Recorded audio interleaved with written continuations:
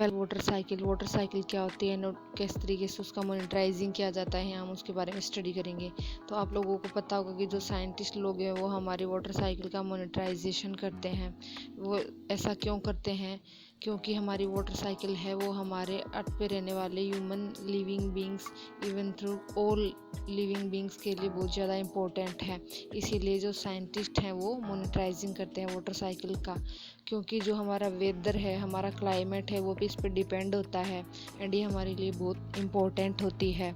यहाँ हम different ways में उसकी स्टडी करेंगे।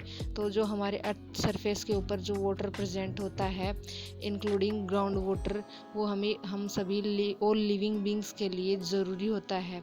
हमारे सर्वाइव करने के लिए वो ज़रूरी होता है। तो जैसे जैसे जो हमारी पॉपुलेशन है वो इंक्रीज़ होती जा रही है, ह्यूमन पॉपुलेशन, उस तरीके से ही जो फ्रेश वाटर की डिमांड है वो भी बढ़ती जा रही है, वो भी इंक्रीज़ होती जा रही है। अब जो फ्रेश वाटर है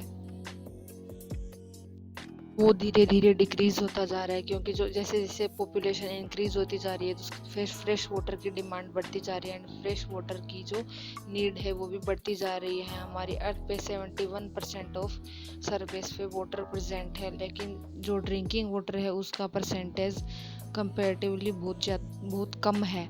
यानी कि जो अर्थ के ऊपर जो वाटर प्रेजेंट है 97% सलाइन वाटर, और जो फ्रेश वाटर है जो कि ड्रिंकिंग वाटर है वो ओनली 3% है।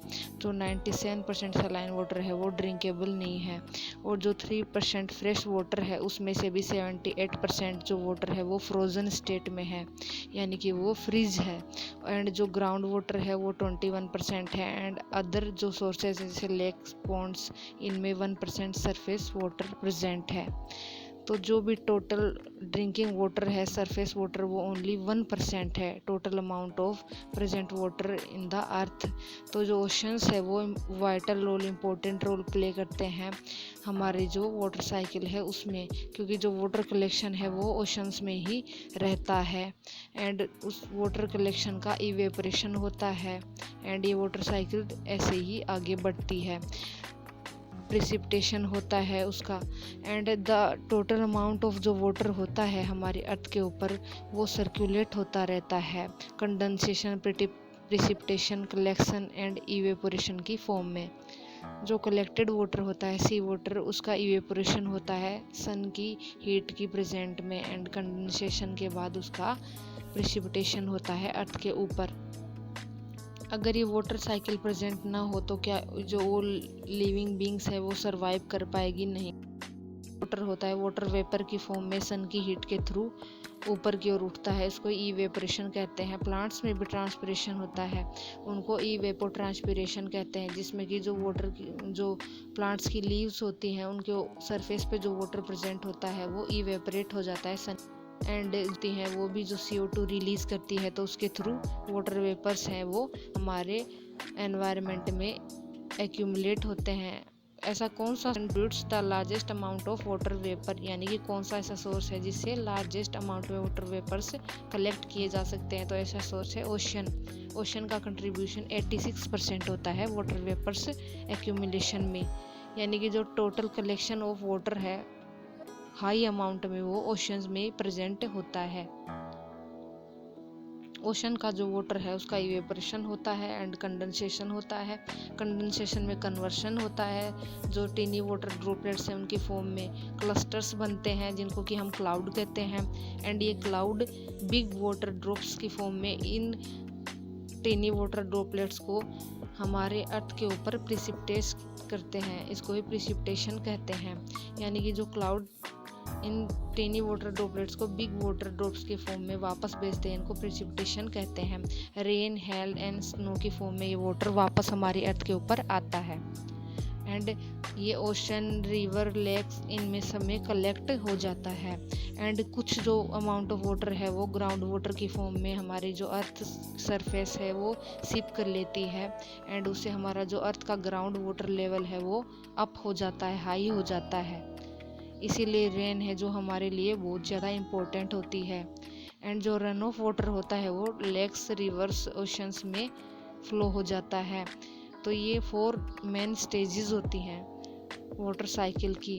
अब जो अर्थ के ऊपर टोटल सर्कुलेटेड वाटर होता है उसकी वाटर सप्लाई इसी टाइप से होती रहती है, यानी कि ये साइकिल है जो इसी टाइप से ये परफॉर्म होता रहता है। अब साइंटिस्ट लोगों ने बहुत से एफर्ट किए इसको इंक्रीज करने के लिए कि फ्रेश वाटर को किस टाइप से अर्थ के ऊपर इंक्रीज किया जा सकता है। अब यहाँ देखेंगे कौन कौन से फैक्टर हैं जो अफेक्टेड करते हैं वाटर साइकिल को। तो जो ह्यूमन एक्टिविटीज़ हैं वो इसमें बहुत मेन वाइटल रोल प्ले करती हैं वाटर साइकिल है उसकी फंक्शनिंग में, क्योंकि जो रिकॉल होता है वो फंक्शनिंग का वाटर साइकिल का, उसको जो मेन वर्क होता है वो ह्यूमन एक्टिविटीज़ से अफेक्टेड होता है। यानी कि जैसे कि हम ग्लोबल वार्मिंग बढ़ रहा है अभी अर्थ के ऊपर, तो उससे वाटर साइकिल है वो अफेक्टेड होती है। जो ग्रीन हाउस गैसेस हैं, जो एनवायरनमेंट पोल्यूशन है, CO2 मीथेन एक्सेट्रा, ये जो ग्रीन हाउस गैसेस हैं ये भी ग्लोबल वार्मिंग को बढ़ा रही हैं।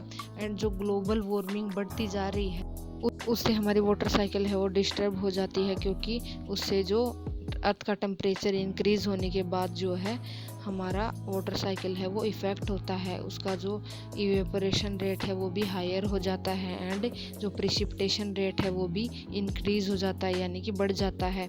यानी कि जैसे अर्थ का टेम्परेचर बढ़ता है तो जो इवेपोरेशन रेट है वो बढ़ जाता है एंड ऑटोमेटिकली जो हमारा प्रिसिपिटेशन रेट है वो भी इंक्रीज़ हो जाता है। एंड ग्लोबल वार्मिंग है वो डिवेस्टेटिंग फ्लड्स का रीज़न बनती है, यानी कि जो बाढ़ वगैरह आती हैं उनका। एंड अर्बनाइजेशन है, शहरीकरण भी इसमें मेन रोल प्ले करता है। जो कंक्रीट रोड्स होती हैं उनके कारण जो हमारी अर्थ है वो सक नहीं कर पाती ग्राउंड वाटर को। एंड जो डिफोरेस्टेशन है वो भी इसमें मेन रोल प्ले करता है, क्योंकि जो हमारी अर्थ का जो ग्राउंड सरफेस वाटर है वो रेन के थ्रू ही बढ़ता है। जो ट्रीज होते हैं वो इम्पोर्टेंट रोल प्ले करते हैं रेन को अट्रैक्ट करने के लिए, यानी अगर ट्रीज ही नहीं होंगे तो उसके बाद हमारी जो है रेन नहीं होगी एंड हमारी जो वाटर साइकिल है वो उससे डिस्टर्ब हो जाएगी। तो इसलिए ट्रीज भी इम्पोर्टेंट रोल प्ले करते हैं।